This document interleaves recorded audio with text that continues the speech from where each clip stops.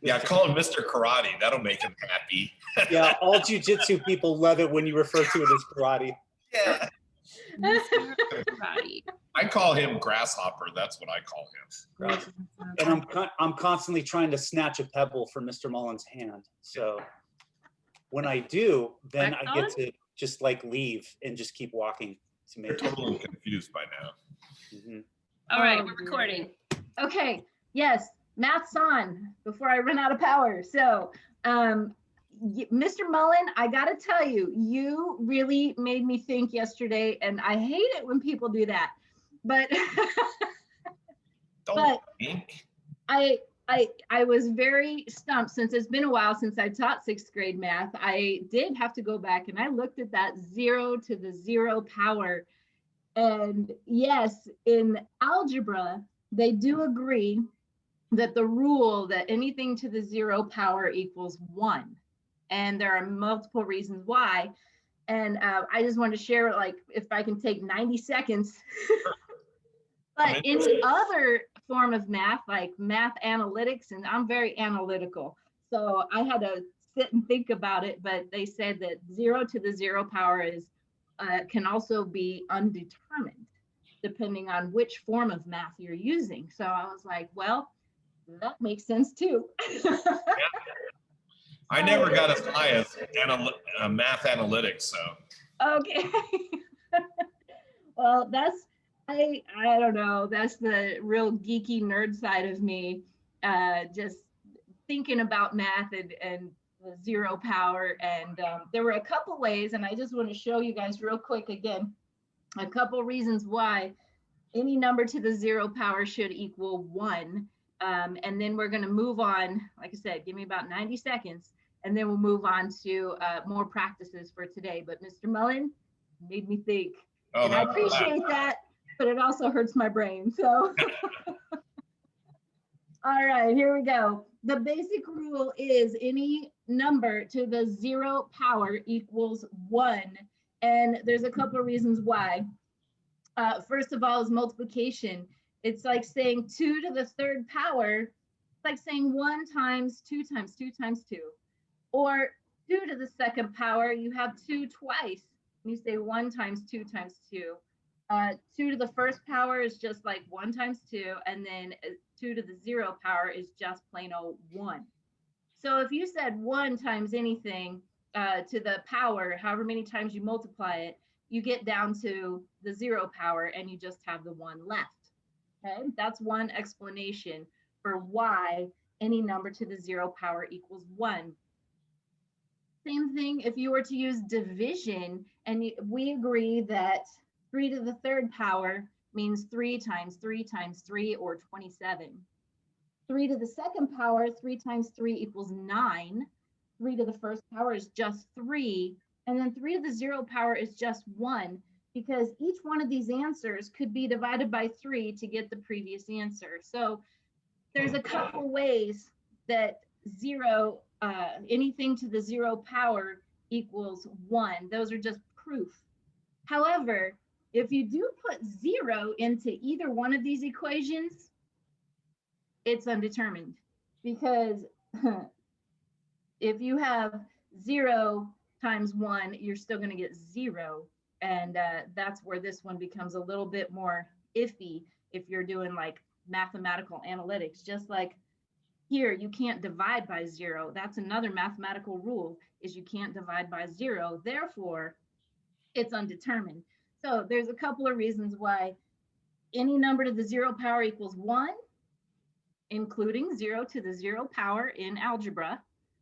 But if you talk to other mathematicians who study other types of math, they may tell you 0 to the 0 power is still undetermined. Okay, now that I've used up my 90 seconds of, yeah, so I thought it was fascinating. And it just because I like to know things, no matter how irrelevant, and we'll never use it again in our lives, I still like to know things. That speaks to me. That absolutely speaks to me. All right. So for today, guys, please have your whiteboards ready.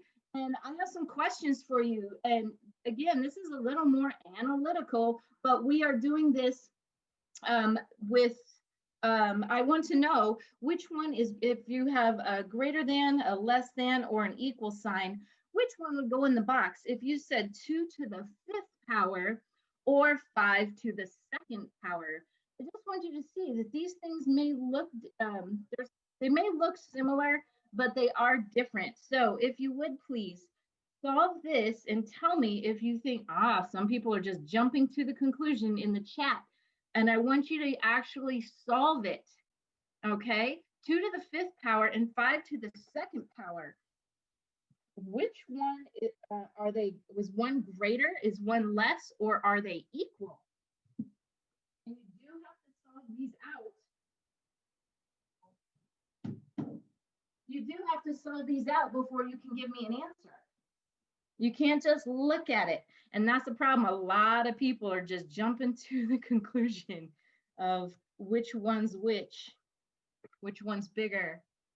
Okay. Some of you, thank you. Drake, you are the first person to give me a solid answer. You actually gave me numbers to work with here. Some people are just putting a greater than sign or a less than sign or an equal sign without any explanation.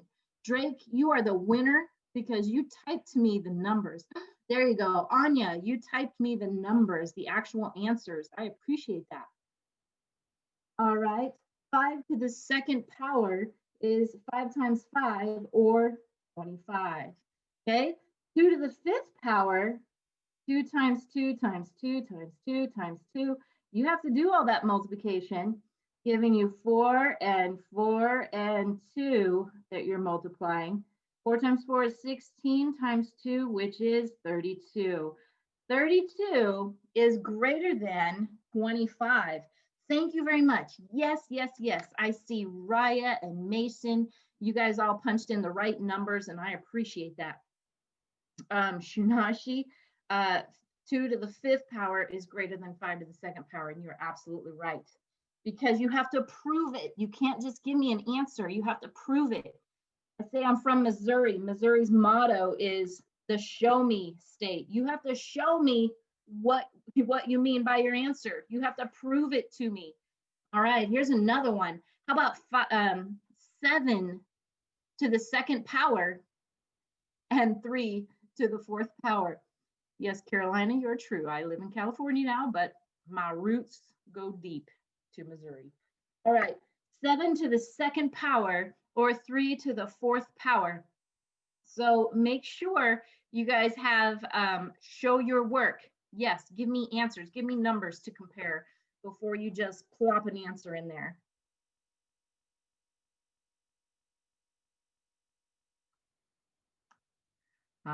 Thank you, Mason, Brooklyn, Isabella.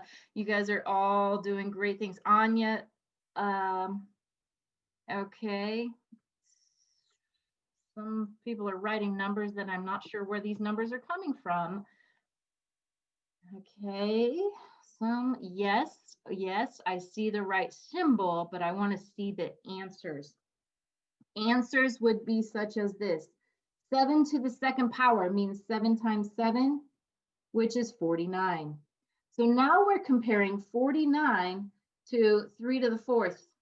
That means 3 times 3 times 3 times 3, which is 81. So 49 versus 81. 81 is definitely bigger. So 7 to the 2nd power is less than 3 to the 4th power. Yes, thank you very much for those of you typing into the chat. Yes, absolutely. You are absolutely right. Chat people, Rosie, thank you very much. I appreciate your information here. Okay, a couple more questions. Now we're just going to go through some true and false. So making you think, okay, make you think a little bit. True or false? Is 0 to the 6th power equal to 1 to the 5th power? True or false?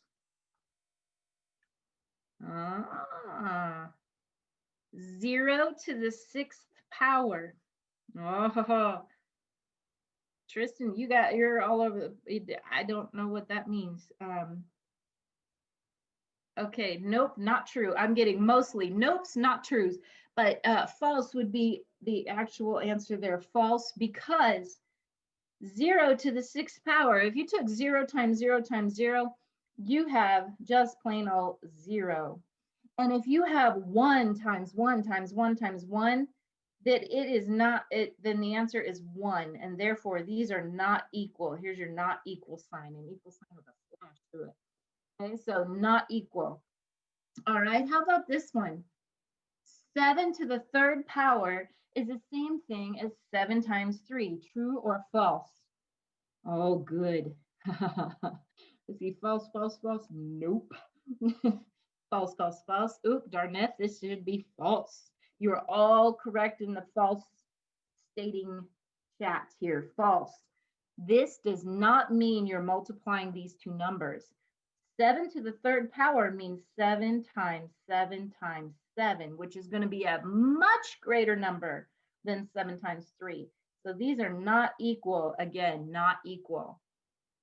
Okay. Last one here, I'm going to give you a true or false.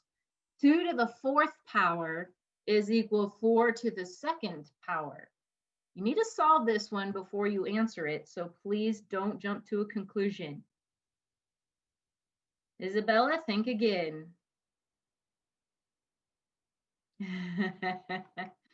Jacob, think again.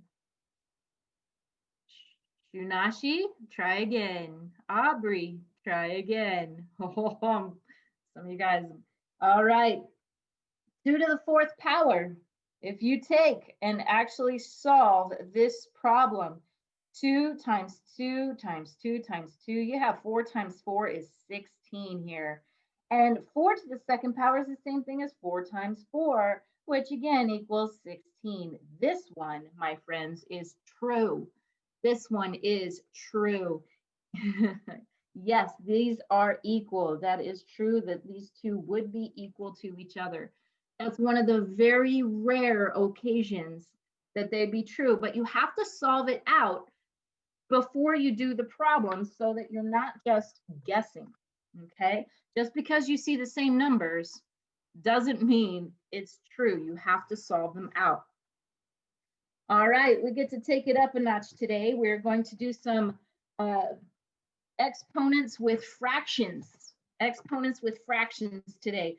I showed you a little bit of this on Monday, and I think some people's heads exploded. So we're putting it all back together again. And now we'll just take a fraction and we'll give it an exponent, okay?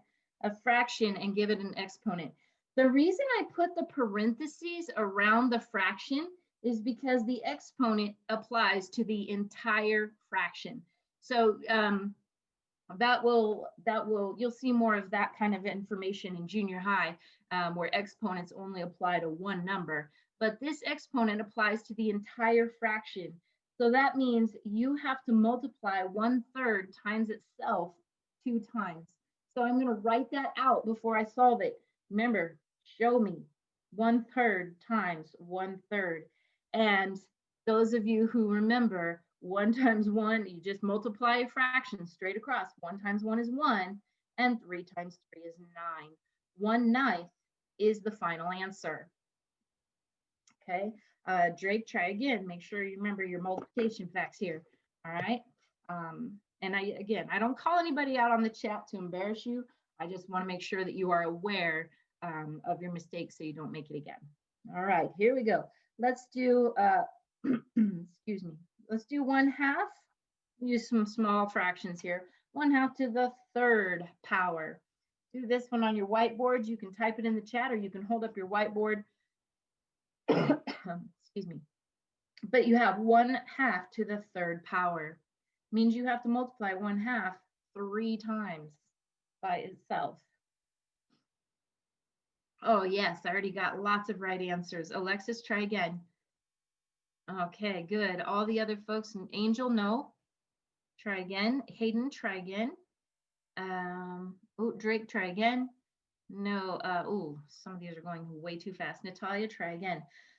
Here we go. This means 1/2 times 1/2 times 1/2 again. So I listed 1/2 3 times. And you can break it down, just do 2 at a time so you don't get too lost here. You have 1/2 times 1/2 is 1/4, and you still have another 1/2 to go. So top number times top number equals top, bottom times bottom equals bottom. 1/8 is the final answer. Some people, you can do it a little more in your head. You can just go straight across. What's 1 times 1? 1 times 1 again? 1.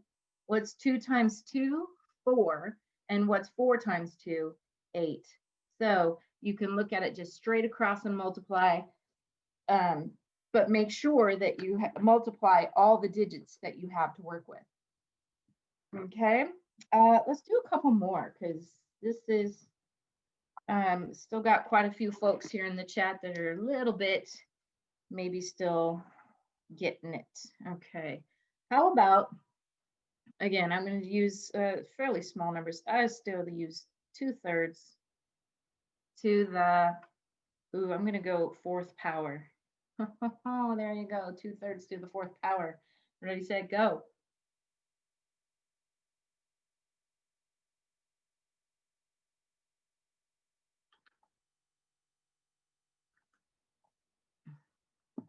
Yep, this is going to take a little bit longer, so take your time. Oh, yes. Angel, Ashley, Anya, very good. Yes, Bethany, yes, Ronaldo. Vincent, you're missing your top number there, buddy. Yes, yes, yes. So far, everyone's typed in the chat the correct answers. So far, so good. Yes. Awesome. Oh, you guys are doing great. Oh, super close. The IDK person, it went by really fast. Vincent, you're still missing half your numbers. Here we go. 2/3 times 2/3 times 2/3. Yep, I write it out 4 times. It's obnoxious, but I'm going to do it anyways. Okay, 2 times 2 is 4, times 2 is 8, times 2 again is 16. And 3 times 3 is 9, 9 times 3 is 27, 27 times 3 is 81. Therefore, 16 over 81, it has to be, okay. Okay. All right. Josie, yes, I saw your message, and I'll reply to that in just a moment. Okay. Let's try one more here. And can you simplify when using exponents? Yes, you can. However, 16 and 81 do not simplify by anything. They can't simplify. Just because 16 and 81 don't divide by the same numbers. But yes, you can simplify exponents. Let's see if I take, about 2/4 to the 2nd power, and we can simplify this one.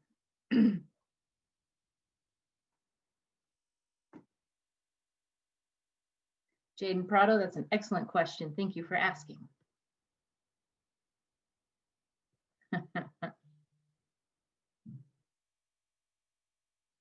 All right.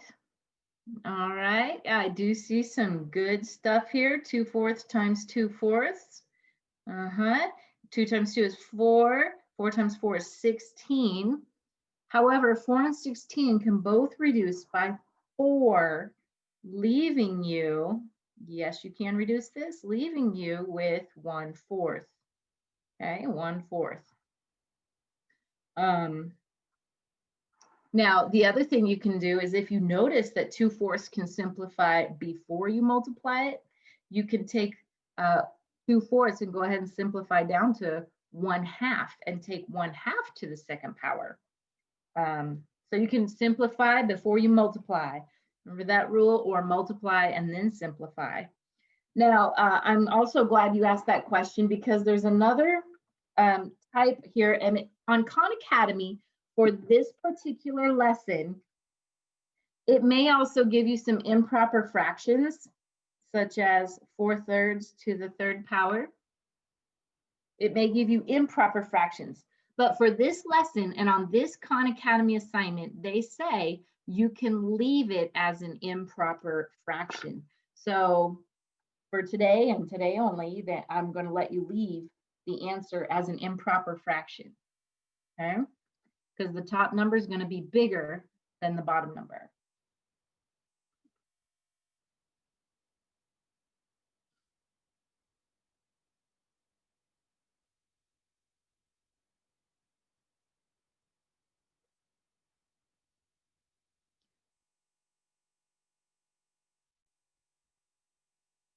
All right.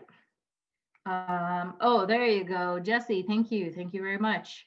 Oh, there's some folks missing some numbers here. Angel, yes. Darrell, yes. Alexis, yes. Kaya, yes. Kendallin, you're missing a number. Mia, yes. Ronaldo, yes.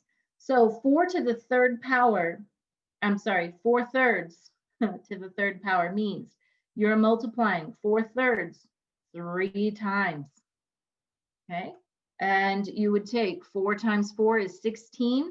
16 times 4 is 64. And then on the bottom, you have 3 times 3 is 9. 9 times 3 is 27. And again, for today and today only, you get to leave your answer as an improper fraction for Khan Academy, okay? I did look at that just to see if they wanted you to simplify it or leave it as an improper. And you get to leave it as improper today. All right. That is all I'm going to do for today. Just fractions with exponents, and tomorrow we'll work on decimals with exponents. But for today, I went ahead and I assigned you some Khan Academy practice. There is a video if you need to watch it. And again, your video is optional. If you just want to see the lesson again, you can watch the video lesson on Khan. Or if you understand and you're good to go, then I believe there are about 7 problems that you need to do right now on Khan Academy that have been assigned to you. So go ahead and go over to Khan. You have approximately 10 minutes to work on those 7 problems. And then we take a break. We take a break until 9:20. So first, do Khan Academy. When you're finished with Khan, you can have a break until 9:20. All right. Go ahead and make this assignment real quick. And then share my screen. Okay, so no lesson for today. I'm going to give you pretty much the duration of our time together to work on this writing assignment. So there's a couple of things that I want to review before we do that. Writing is not too dissimilar from math in that it creates a lot of anxiety for people, and get it, understand it. But the main thing, whether it's writing, it's math, anything in life, the main thing is just to make sure that you have a plan. It doesn't have to be a perfect plan. Most aren't, but you need to have a plan. So I'm going to share my screen here. So let's take a look at this, this graphic organizer here that we used for the essay that we did a while back. So you are not going to have to complete this for this assignment. Okay, I'm not expecting you to do this. I attached it to the assignment just for your reference. So you do not have to do, you're not going to have time to complete the graphic organizer. The reason that I attached it to the assignment is I just want you to have something to look at, just a quick visual representation of the structure in order for you to do what you need to do. Now, the assignment says 20 minutes. I'm going to give you the entire time that we have. I'll actually give you until, it'll actually be closer to 35 minutes. But for those of you who are looking to challenge yourselves, if you want to set a clock or a timer on your phone to do 20 minutes, I highly recommend that you do that, because that's next level stuff. So I am not looking for, what you are going to be graded on is structure. So I'm looking for an introductory paragraph that you have, that each of the middle three, and I say paragraphs, and you've got example 1, 2, and 3, you're not going to have time to do that. So really, if you just have one idea or example per paragraph, that'll do, because you'll only have about 30 minutes to do that. So when you're writing on a clock like we are today, sometimes you just have to look, I don't have time for 3 examples. I've got one, and that's it. So the main thing is you just want to complete the assignment. So I'm looking for evidence of a hook and a thesis statement to make sure that each of these middle 3, and when I say paragraphs, I'm not talking 5, 6, 8 sentences, maybe 2 or 3 at the very, very most. Because like I said, it's a timed assignment, and you aren't going to have time to really expound on. Maybe there might be 1 or 2 people in here who might be able to do it, but most of us mortals are not going to be able to. And then finally, making sure that you have some sense of closure with your essay. So you can summarize the main points, you can send an invitation, you can issue a challenge, explore feelings, talk about further exploration. Any of the strategies that we've discussed as far as opening or closing an essay, you are more than you are more than welcome to use. So what's important? Number 1, don't overthink it. Don't get in your own heads. Just take it one step at a time. Introductory paragraph, topic 1 for paragraph 1, topic 2 for paragraph 2, topic 3 for paragraph 3, and then the concluding paragraph. Don't get in your heads. Just keep it simple. Like I said, not looking for perfection. Just want to make sure that you're using a structure and you're getting as much in as you can. Okay, so that is the main thing with the graphic organizer. So let's take a look at the prompt here. You know how to prepare for a specific kind of disaster, and you want to make others aware not only of the imminent danger of that disaster, but how to best prepare for it. So this can be a natural disaster. It can be an earthquake, a tornado, a blizzard, a mudslide. It can be anything. But if you wanted to have fun with it, a specific kind of disaster, like maybe dad is in charge for the weekend, and maybe it's macaroni and cheese, hot dogs, and pizza the whole time. And you want to prepare for that disaster the best you can. So what are you going to do to help? So when we talk about a specific kind of disaster, I know our heads immediately go to a natural disaster, and that's perfectly okay. If you are familiar with how to prepare for an earthquake in particular, especially us living right along the San Andreas Fault, then great.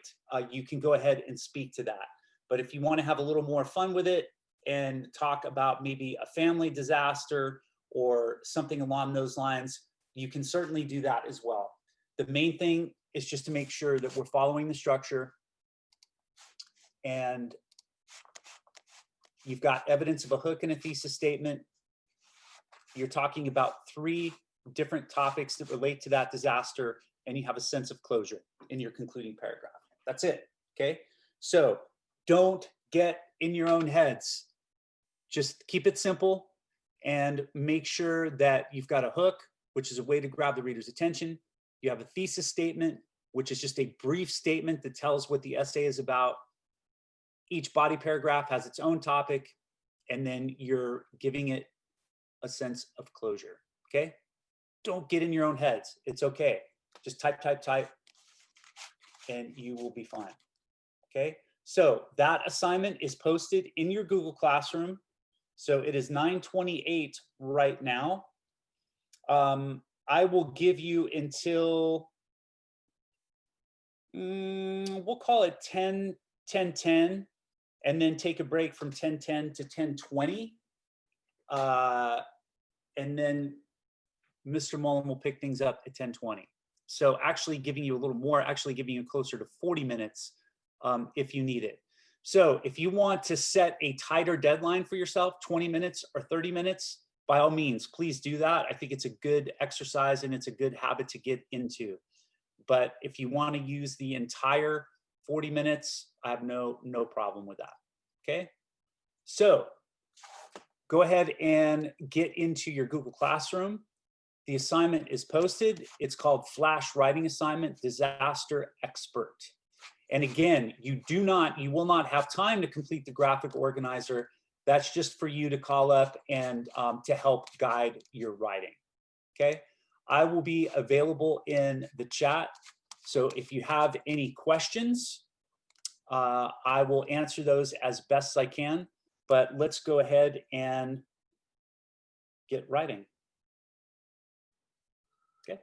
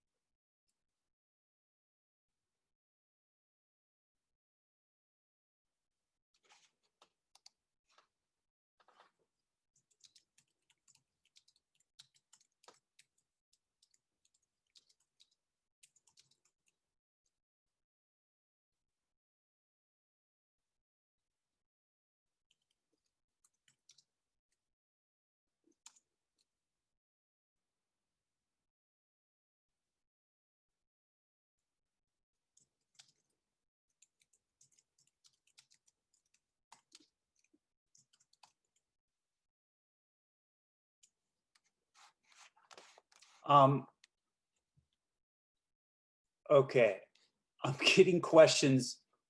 What do we need to write about? I literally just explained that. So read the prompt. It is a disaster. So read the prompt and you're talking about a disaster and how to prepare for it. So again, that can be a natural disaster. It can be, it could be a bombing. It could be like any kind of disaster. So it could be a family disaster, natural disaster, but you're just writing about that, okay?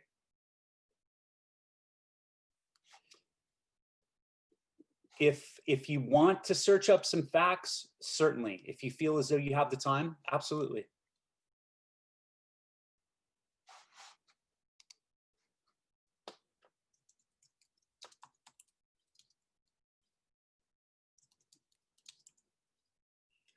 You only need one hook. One hook.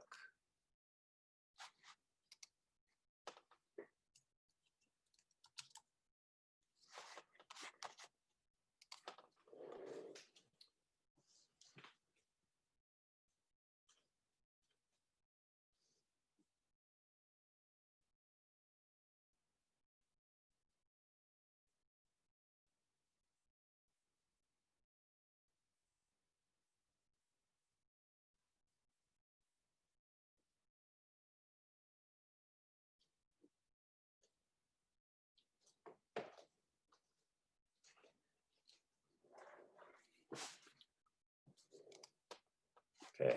Is my audio coming in spotty? Am I breaking up or is the audio okay? You're fine. Okay.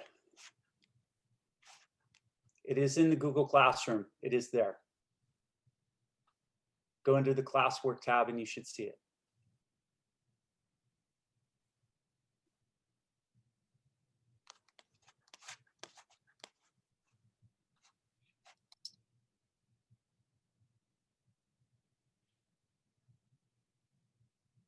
Ooh, Mrs. Bragg ran out of power real fast.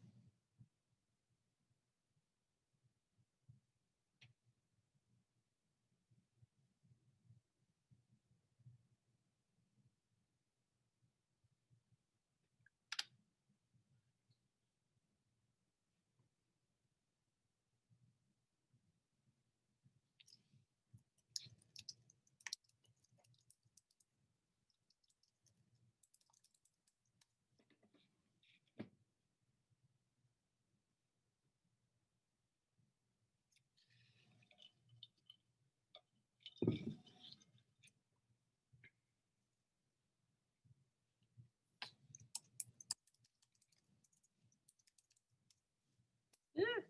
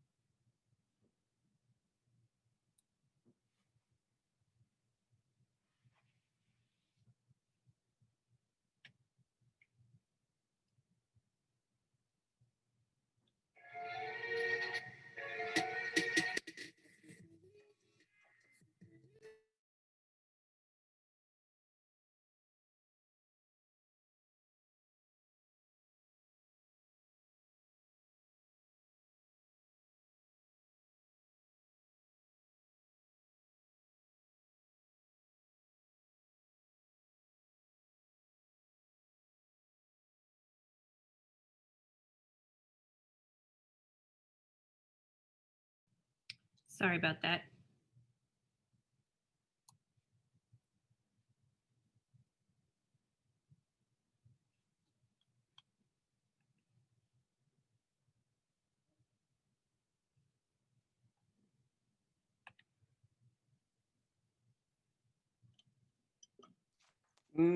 I'm seeing the assignment. It's in Google Classroom. It's there. It's posted. So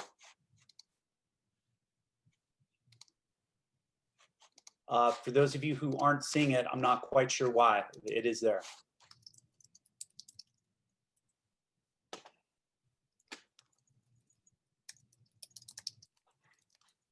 It's posted at 9:22.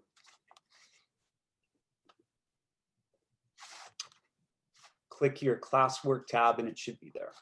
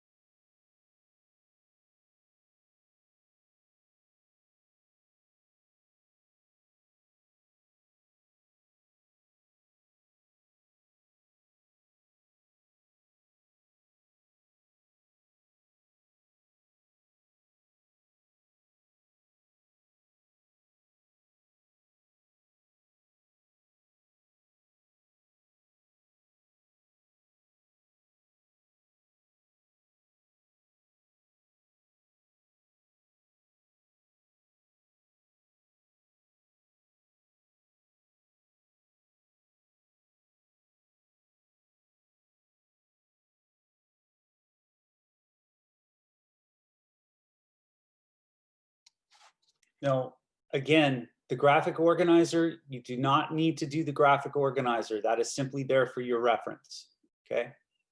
But just there to help guide your writing. You don't need to complete that.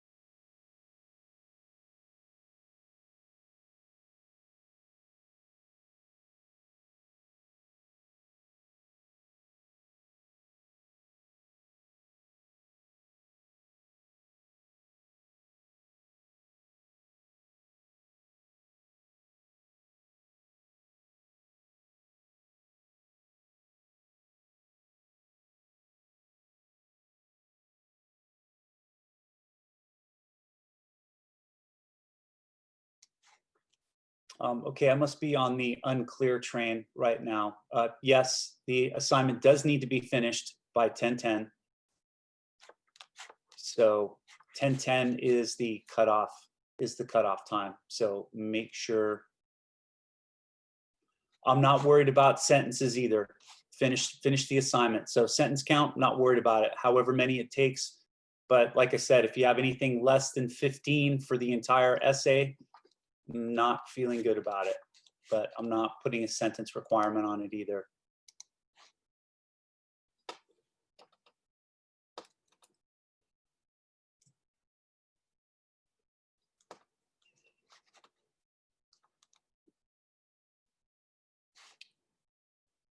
Do you have to do it or no?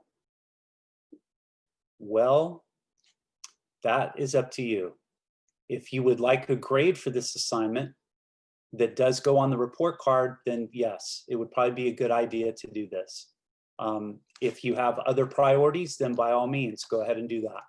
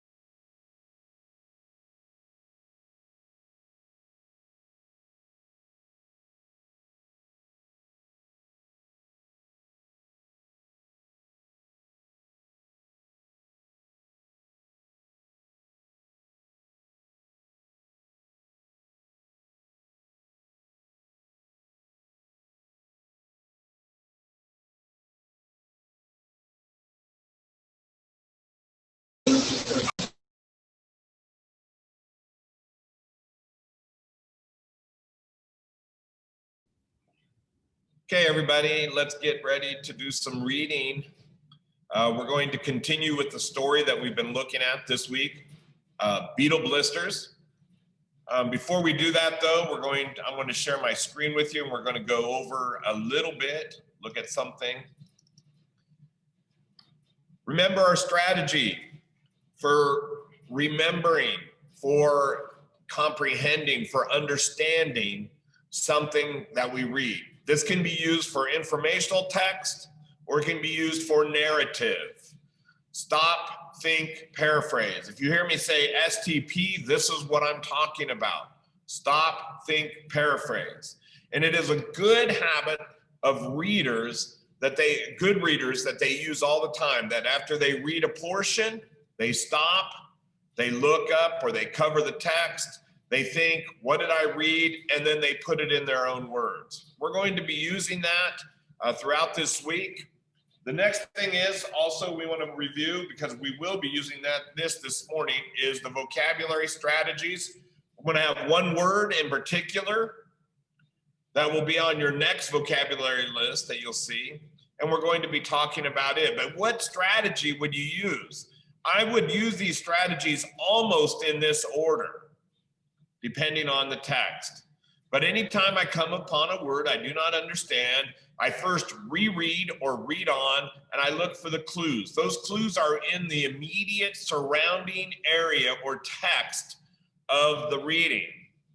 Then I use, if there's a picture nearby, I look at that to see if it gives me a clue, or any other graphics. I can substitute a word in it, in place of that word that's given me trouble that I don't understand, and see if that makes sense. I may break up each word into its parts and see if I know any part of it. If any part seems familiar to me. Finally, I can make a connection. Those connections come to us through our experience, through what we've read, and from what we might have learned earlier, from the world at large. Finally, the last one is, if I don't have any other clue and I'm still stumped on the word, I can use a glossary at the back of the book, or a dictionary that I have handy, either online or on my bookshelf, okay? This morning, we are also going to look at something a little bit different. And we're going to be starting to work with something that often is, well, we're just going to run into it all the time when we read narrative. Remember what narrative is. Narrative is story. It's a structure whereby we have a character, a protagonist, a main character who has a goal and who is trying to achieve that goal, but there's a problem, and the struggle to get that goal met, and the problem that's overcome, how it is resolved, is the basic structure of every story. In stories, more so than in expository. Remember, expository is that genre of reading where we get information. It's about information, acquiring information. In narrative, more than expository, we have what is called, and we run into places where the author is giving us hints about something they want us to know. That is inference. And I'm going to try to show you a poster I have in my room and that I use all the time, but which you can't see because you're at home and I'm here. But this poster kind of explains what inference is all about. For instance, when we read expository or informational, so much of the information is explicit. It's literally on the line. If I ask you, who was Abraham Lincoln, you're going to tell me, well, he was the 16th president. How do you know that? Because it says Abraham Lincoln was the 16th president, okay? If I read a line about Abraham Lincoln, though, that speaks of his, that says something like, Abraham Lincoln leaned over and rubbed his young son's head and messed up his hair. You you would think to yourself, see, there's an action, but the author's trying to tell us something. He's inferring something about the relationship between he and his son. And it's almost like we're reading behind the lines, or we're reading between the lines to get what the author is saying. Because it's really not significant, is it, that he messed up his son's hair? Dads do that all the time. We love to do that, mess up their hair, right? But what is being inferred, or what the message is that Abraham Lincoln, the president, 16th president of the United States, had a fond heart. He had a lot of affection for his son. So we want to, when we have something which is explicit, it's on the line, it's in the text, and it's almost like it's shouting it out loud. It wants to make sure that we know this and that we have it exactly how the author wants it. It's right there in the information. But when we read something that's inferred, it's hinted at. It's between the lines or behind the lines, and we have to look for clues. It's whispered, it's not shouted. And it might be whispered over and over and over again, because it's an important part of the story, but it's communicated very subtly. The key to becoming a great reader is being able to know that which is explicit and that which is inferred, and understanding that that which is inferred is extremely important to the story. We're going to be looking at some places in this story about Beetlejuice where we have to deal with inferences. Okay, so I'm going to stop sharing, and then I'm going to share something else. And here we go. Are we ready? Let's read Beetlejuice. I said Beetlejuice. Beetle blisters. Say it 3 times. Yeah, no. It's that time of the year. We're getting close to Halloween. It's Beetlejuice. Okay, yesterday we got about halfway through the story. We're going to overlap a little bit. We're going to start the story after the beginning. Remember, every story structure has a beginning, a middle, and an end. The beginning has to do with the setting, where the character, the main character, who has a goal, right? And that leads us into the middle, where we have a problem. We're starting to see the problem from this story with Lou develop. Remember, she has warts on her hands. We're going to start right there on page number 11, where it says, okay, everyone, right here. Okay, everyone, said Mr. Miller, let's get back to our science class, please. Who can name the tiny animal that floats in the ocean somewhere near the bottom of the food chain? Mary Kay's hand shot up, and she wiggled in her seat. Mary Kay? Algae, she announced, looking around the classroom smugly. Good answer, but not correct, said Mr. Miller. Mary Kay's face fell. Anyone else, she asked. I waited to see if anyone else knew the answer, but no one did, so I raised my hand.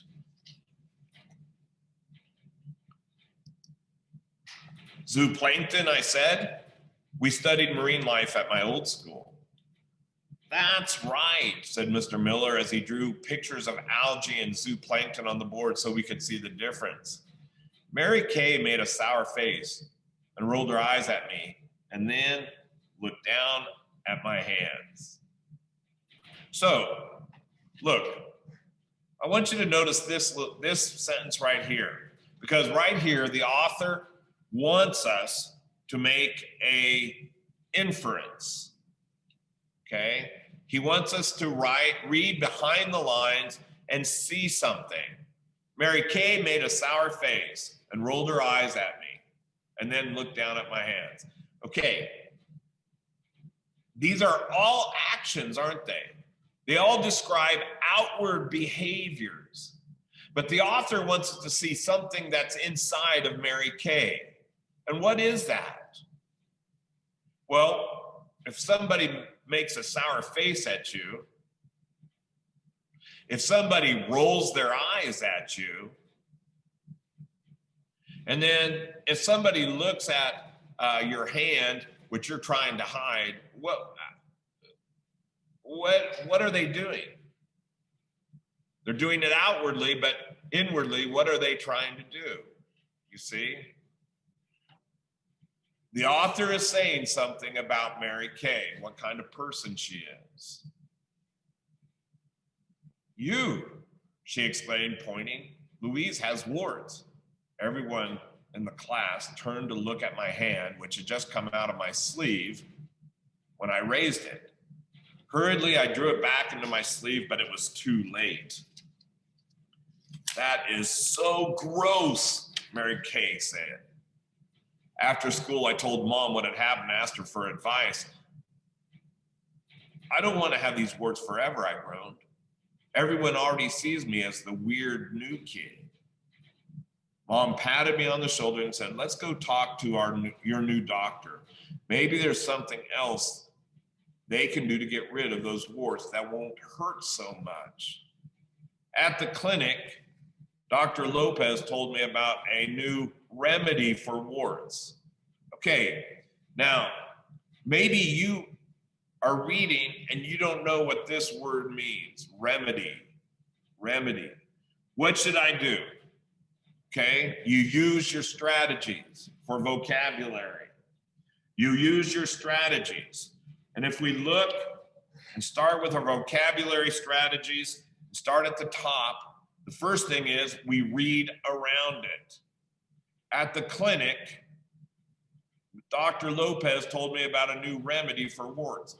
Fluid from the blister beetle, she said, holding a small vial of orange-colored liquid.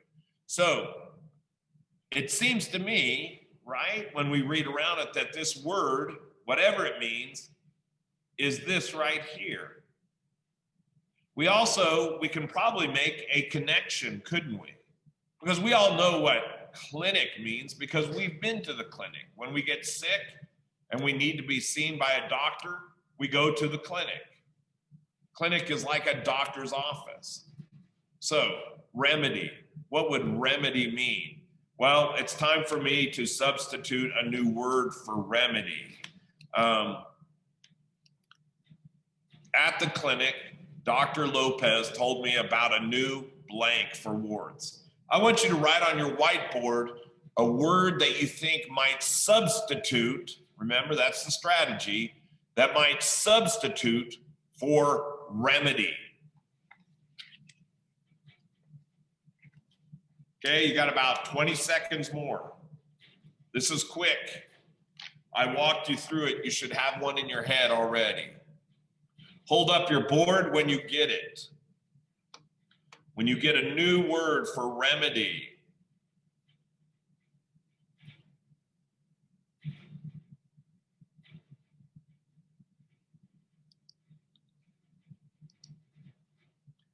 Cure.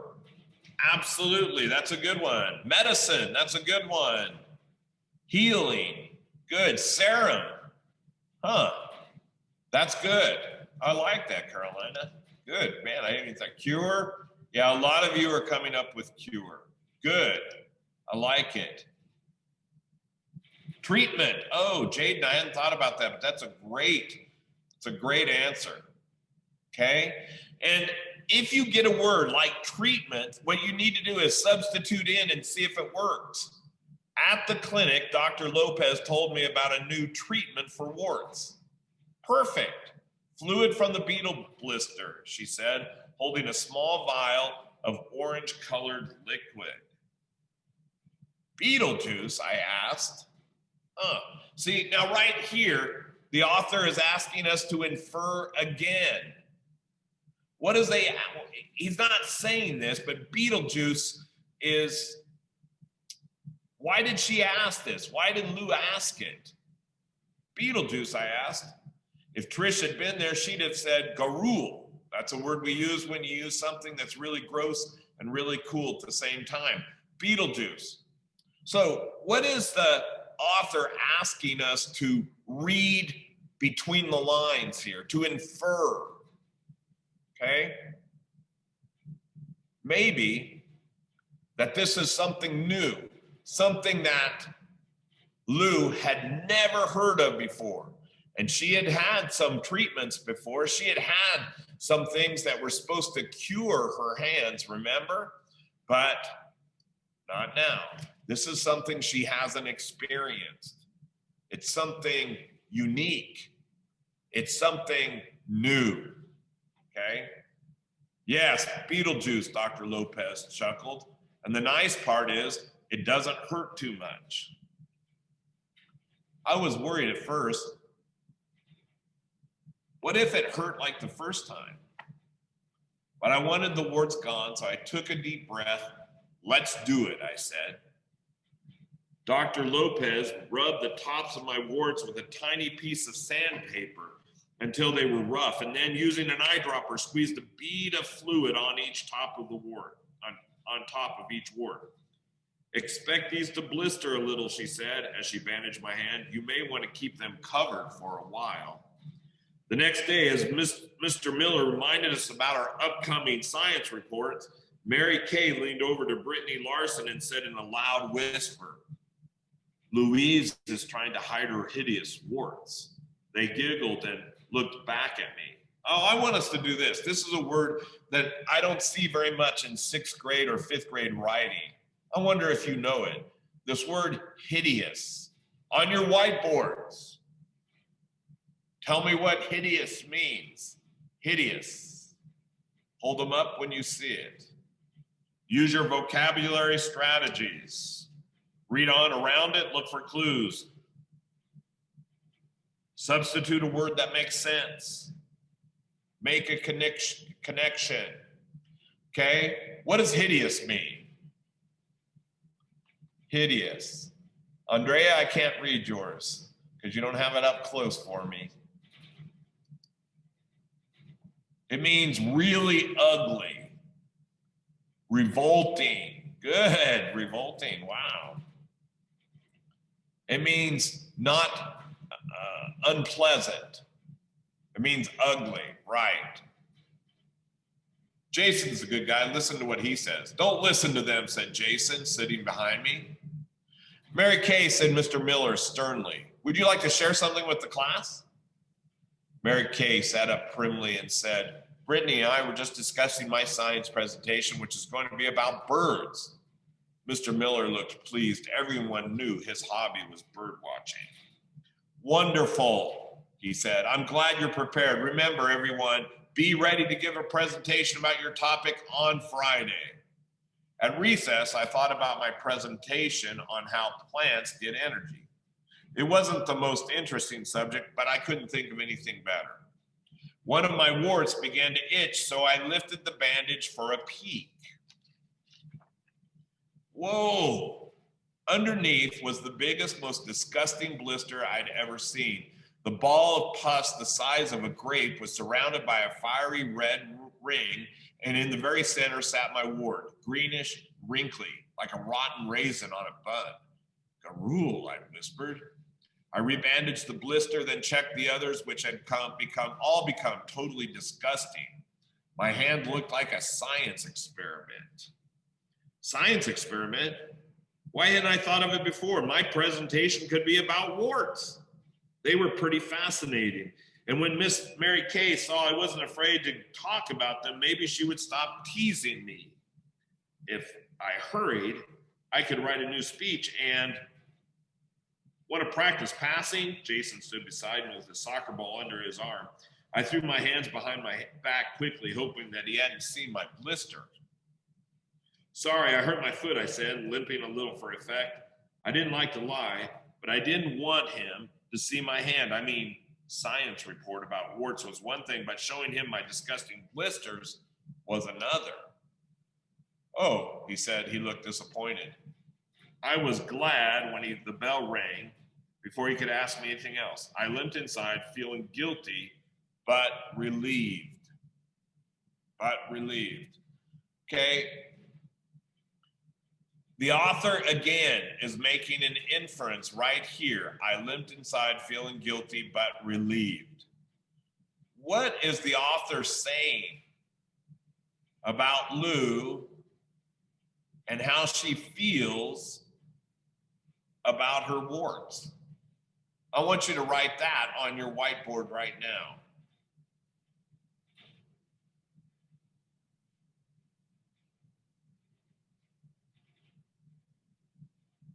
If we read around and we think about, see, what she's doing outwardly, but what's inside of her? How's she feeling? She feels guilty. That's a negative, right? But she also feels relieved. She's shy and she's embarrassed about her warts. That's right, Kiara. But there's also a positive side to it, isn't it? She feels relieved. She feels relieved what? She feels good about what? Because relieved is a good thing, right? She feels good and she feels bad about it. Right, she has mixed feelings. That's right, Eliana. Okay, she has mixed feelings because she feels good about that he didn't see it, right? But she feels bad because she's lying about having a bad leg. Well, let's continue to read. On Friday, my blisters were even more disgusting, so I brought extra bandages to put them on before my presentation. Members of the class presented their reports, and I had to admit Mary Kay's imitation of a red-breasted nuthatch's mating call was pretty good. She performed it several times to make sure everyone had an opportunity to admire her, and Mr. Miller thought it was splendid. Well done, Mary Kay, he said. After lunch, we'll hear from Holly, Jason, and Louise. I took the morning bandages off, my blisters, and I washed my hands and wrapped the warty one in a paper towel. But when I got back to the classroom, I made an unpleasant discovery. The new bandages were not in my desk. I shuffled through my papers, books, and pencils looking for them, but it was no use. I shut my desk wondering what could have happened to them. I looked up and saw Mary Kay grinning at me. Lose something? She said. I was so nervous about standing in front of the class with giant pus-filled blisters that I hardly listened to Holly's report about butterflies. I peeked down at my hand. Fluid was oozing out of my wart on my third knuckle. When Holly was finished, I tried to clap by slapping one hand against my thigh. Your turn, Louise, said Mr. Miller, pointing towards the front of the room. Awkwardly, I gathered my materials with my left hand while keeping the paper towel wrapped around my right. People giggled as I tried to put my poster on the easel one-handed. It took me a few attempts. My presentation, I said, clearing my throat, was about warts. The giggles became full-blown laughter, and Mary Kay's was the loudest. Suddenly, the whole wart presentation didn't seem like such a good idea, but I began. Throughout history, there have been many misconceptions about warts, I said. In some cultures, they were thought to be caused by witches, and a sure cure was to twirl a dead cat over your head at the end of a long rope. I had them mesmerized. Oh, look here. We have a word that is not normal, is not usually used by 6th grade or 5th grade, and even by high school oftentimes. I had them mesmerized for a moment, and even Mary Kay paused to consider the spinning cat. I want you to think and use your strategies and come up with another word for mesmerized. Mesmerized. Remember, reread and look for clues. Read around it, look for clues. Use any pictures? There is none this time. But there is a word picture that is given to us. Mesmerized. Considered the spinning cat, right? Any other parts that we would know if we took it apart? Finally, we could make a connection. Okay, what's your answer? What would you put in for mesmerized? I had them mesmerized. Show me one of your answers. Somebody give me an answer. Yeah. What would be another word for mesmerized? To remember something. Aaron, that's not a bad guess, but this has more than memory. I can see why you said that because you're looking at the part. But this really has less to do about memory than something else. Okay, anybody else have a guess? Focus. Okay, they were extremely well focused, or something that they knew. They were impressed, right? They were entertained, good. Okay? Yeah. Mesmerized means that she had taken their attention and sucked them in so that they were totally focused on exactly what she was saying. But warts are actually caused by a virus called HPV. As I talked, the class grew more interested, their eyes glued on me. Nobody even noticed that I kept one hand behind my back. Nobody but Mary Kay, that is. I continued, there are some new and unusual remedies for warts, like wrapping them up in paper towels, she asked, wrapping a piece of notebook paper around her own hand. The class started giggling again, and I felt myself turning red. Worse, I felt a lump growing in my throat. Why did Mary Kay have to be so mean? What had I ever done to her? But Jason was laughing. He was mouthing something that looked like show her, and he pointed at his hand. Show her? Did the paper towel cure work, or do you need to borrow my cat? Mary Kay giggled, slapping her desk with her papered hand. Show her. Jason mouthed it again. I stepped forward and held my hand just in front of her nose. The class became silent. Why don't you see for yourself, I said, whipping off the paper towel. Yeah. Mary Kay pushed herself away from my festering blisters, her face pale. That's, she didn't finish. Instead, she clapped her hand over her mouth as if she was going to be sick, and she rushed out of the room.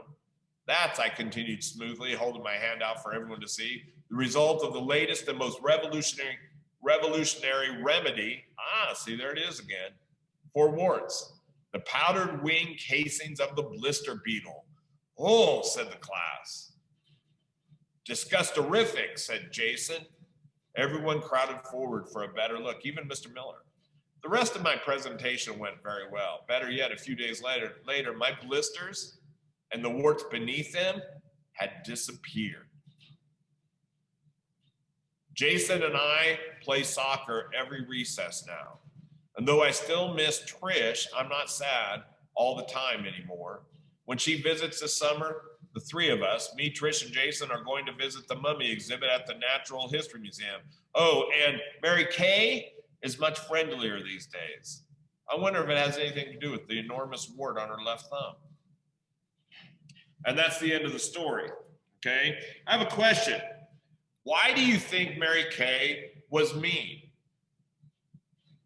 Go ahead, write it on your board. Give me a reason. What was her motivation for being so mean when Lou first came to school?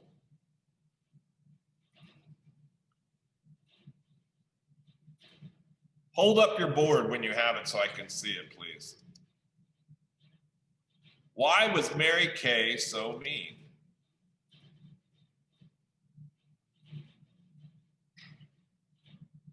Well, see, I'm asking you to make a connection because we have been in school and we've been around people, and there are people who sometimes act mean to those who are new to school. She was new and she had warts. Exactly. She was new, right? There's also maybe something else to be said about Mary Kay. Maybe, why would Mary Kay act like that except if she was threatened? How could Lou have threatened Mary Kay or made her feel not as secure or not as special? This is inference. What do we know about Lou, right? Lou was smart. That's right. Lou was smart. And Mary Kay didn't like it. She might have been bullied before, so she bullied back. Maybe. We don't know. But in the text, it talks about that. Remember, this all started when Lou had the right answer and Mary Kay didn't. And Mary Kay didn't like that. Okay? So, there we go. I want us to look at something else. Let me see if I can find it. I want us to go, you're going to need to go to your Google Classroom, and you're going to come down here to where it says for this week, beginning, middle, end, narrative flow chart. Remember, all stories, Zechariah, all stories have a beginning, middle, end, and each part, all three parts, have a distinct purpose. The beginning is to set the story in place. Tell who, tell when, tell where, tell what. What is the goal? The middle talks about the problem that the main character faces in overcoming the goal or overcoming the problem, the conflict. And then the end tells us how the problem is solved. Okay? I'm going to click on this and show it to you real quick. Okay, this is what is attached. Beginning, middle, end. This is the stuff I want you to see. Who, where, when, what. See, that's all told us at the beginning. The middle, the problem, how it gets worse. Escalation is an important word for you. Escalation, how it gets worse. How it gets worse still. How it gets worse even more. And then resolution or problem solved at the end. What I want you to do is this, okay? I want you to come here and I want you, for our story, beetle blisters, I want you to tell me, you're going to click on it, you're going to go like this, and you're going to tell me what's at the beginning. A girl named Lou had warts and wanted to get rid of them. Oops. Mr. Mullen's having trouble, isn't he? Okay. Now, does that answer all the things in the setting? No, not everything. You're going to have to add more to it. Then, the problem. She moves to a new school and she tries to get rid of her warts. And what happens? Mary Kay. You're going to have to talk about Mary Kay in the middle because she's at the very heart of the problem. How was the problem solved? All I want you to do is fill this in for this story, okay? It is due today because you're going to use it tomorrow in your writing, okay? For every third or fourth day that we get done with one of our stories, we have a day of writing. Tomorrow we're gonna write about our reading. So when you get done and you fill this in, push save and close, and that's all you have to do. Okay? If I would have saved it with the writing in, it would be right here. You don't have to do anything with this part up here.